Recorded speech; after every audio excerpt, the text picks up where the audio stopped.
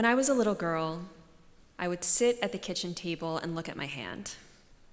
And I would wiggle my fingers and wonder, how could a thought cause my body to move? This curiosity is part of what propelled me to medical school. When I arrived at medical school, I read voraciously. I sat wrapped in all of my lectures. I was ecstatic as I looked at blood under the microscope, the red cells, the white cells, the platelets.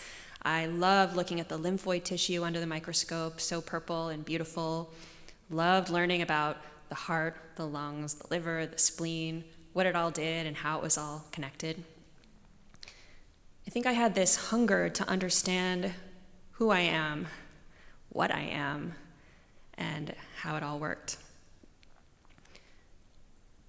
I sometimes joke with my friends that it wasn't until the end of medical school that part of me felt like I could calm down. I could finally relax. But there were still some questions that I had that weren't answered by medical school, and many of them had to do with my dreams. Now, despite going through medical training and all of the 28-hour call and sleep deprivation, I'm actually a pretty good sleeper. I fall asleep hard, and I remember my dreams. I still remember one of the first dreams I ever had. I'm about 5, and I'm in my parents' large carpeted bedroom, and there's a plastic slide in the middle of the room. And I'm going up and down the slide with some other children. We're going up the ladder, down the slide, up the ladder, down the slide. But it's not a happy thing. It's not fun. And I realize eventually that it's because in the corner of the room, there's an adult human skeleton, and it's watching us. And I know that if any of us step out of line or go down the slide wrong, that this skeleton is going to come over to us and make us be in big trouble.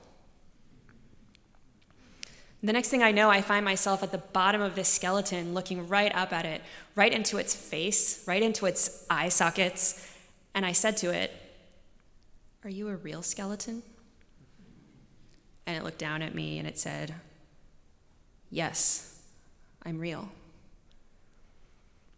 And then I woke up, and I had what we have after a dream for a couple of minutes, where I was asking myself in bed as a little girl, what is real?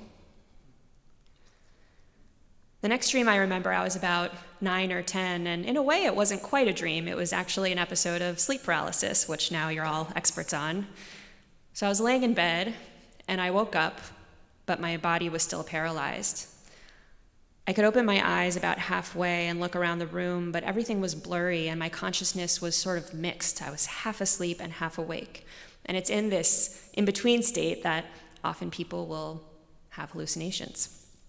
And in this case, I heard a voice. It was the voice of a man, and it was whispering to me. First, it said my name, Emily Silverman. Emily Silverman. And then it asked me a question. It said, "Are you pretty? Are you pretty?" Suddenly I can move my body again, and I looked around the room.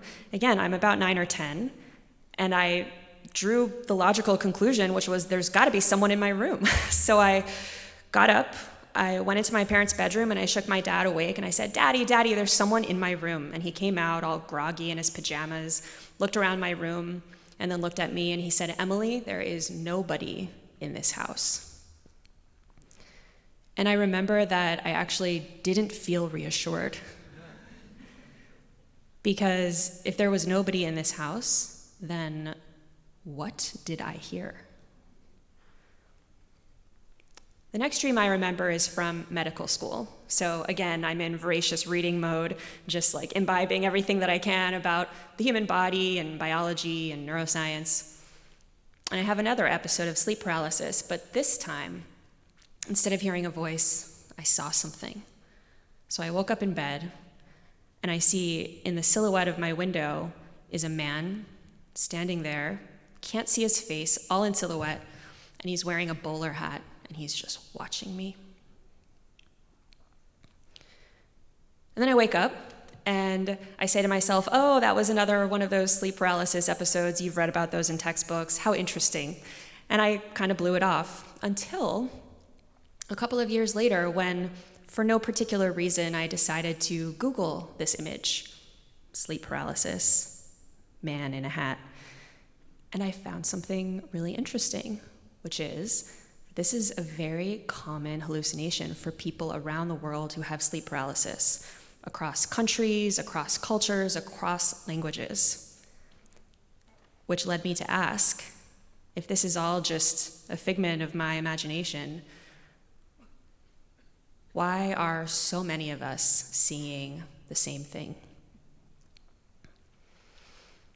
The most recent dream was actually just last year. It was a difficult time of life. I was having a bit of job stress, and I was also having some family stuff happen. My mom had just died. I had just connected with my birth mother. I'm adopted. And I was pregnant.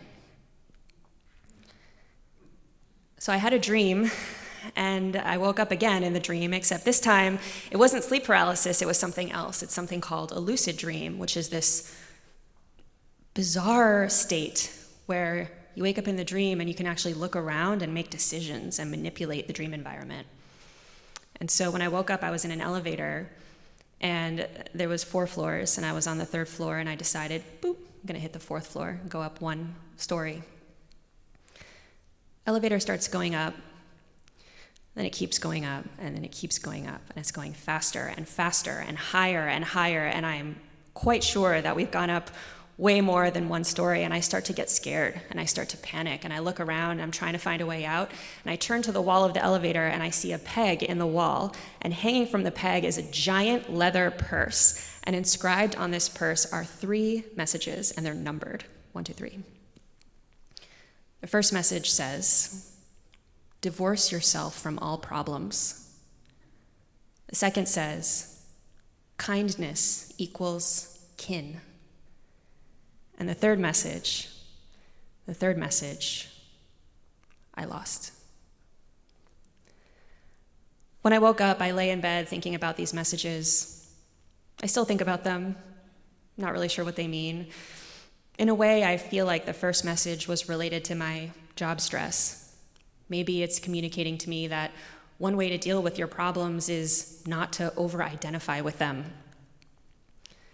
The second message feels connected to my new issues around motherhood and navigating that space. This idea that kindness and kin are somehow connected feels important. And I wonder what the third message said. So these are the questions that I have. I fear that I won't be able to find the answer to them in medical textbooks.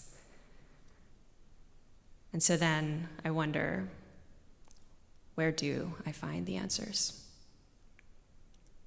Thank you.